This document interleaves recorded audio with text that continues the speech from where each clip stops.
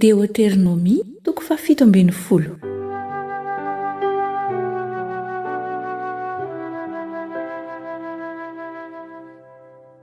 Aza vonoina atao fanatitra ho an'i Jehovah Andriamanitrao izay misy kilema maharatsy azy, na omby, na ondry, na osy, fa fahavetavetana io mason'i Jehovah Andriamanitrao ny manao izany.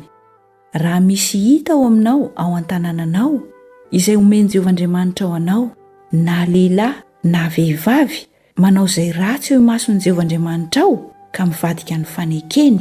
ka lasa mandeha manompo andriamani-kafa ary mivavaka aminy, na amin'ny masoandro, na amin'ny volana, na amin'ny kintana, izay zavatra efa nandrarako azy, ka voalaza aminao izany, ary efa renao dia dinio tsara. Ka indro raha nisy marina tokoa izany zavatra izany, ka natao teo amin'ny Israely izany fahavetavetana izany, dia avoay eo am-bavahadinao izay lehilahy na vehivavy efa nanao izany zava-dratsy izany, ka toray vato ho faty. Amin'ny tenin'ny vavolombelona 2 na 3 no aminona izay tokony ho faty, fa ny tenin'ny vavolombelona iray monja dia tsy hahafaty azy. Ny tanan'ny vavolombelona no voalohany hamono azy, dia vao ny tanan'ny vahoaka rehetra, ka dia ho fongoranao tsy eo aminao ny fanao ratsy. Raha misy teny sarotra loatra amin'ny fitsarana ka tsy efanao, na ny amin'ny mahafaty aina, na ny ady, na ny vonoina izay hiadinao ao an-tanànanao, dia miainga ianao ka miakarany amin'ny tany izay hofidian'i Jehovah Andriamanitrao, ary mankanesa amin'ireo levita mpisorona sy amin'ny anankiray izay mpitsara amin'izany andro izany,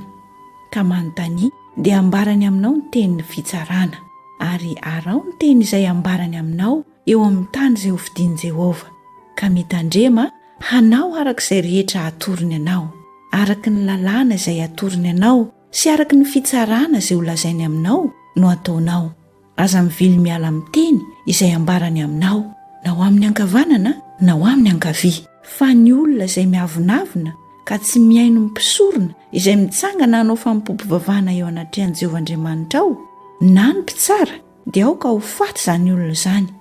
ka dia ho fongoranao tsy ho eo amin'ny Israely ny fanao ratsy, ary ny vahoaka rehetra andre dia hatahotra ka tsy hiavonavona intsony.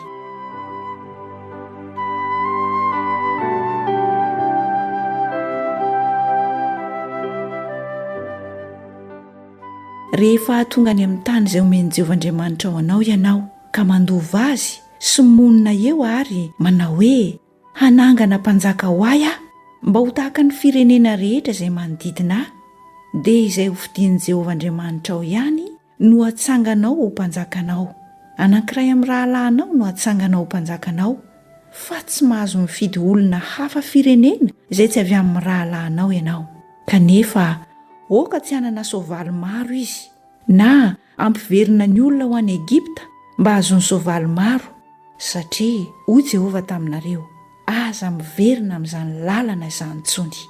Ary aoka tsy ampirafy maro izy, fandrao hivily ny fony, ary aoka tsy hamory vola fotsy na volamena be ho azy izy. Ary rehefa mipetraka eo ambony sezam-panjakana izy, dia aoka adikany ho azy amin'ny boky izao lalàna izao, ka ataony arak'ilay tehirizin'ireo levita mpisorona. Ary ao aminy izany ka ho vakiny amin'ny andro rehetra iainany, mba hianarany hatahotra an'i Jehovah Andriamaniny, ka hitandrina ny teny rehetra amin'izao lalàna izao sy ireto didy ireto ankatoavany azy, mba tsy havonavona ny fony amin'ny rahalahiny, ary mba tsy hiviliany hiala amin'ny lalàna na ho amin'ny ankavanana na ho amin'ny ankavia, mba ho maro andro amin'ny fanjakany eo amin'ny Israely izy sy ny taranany.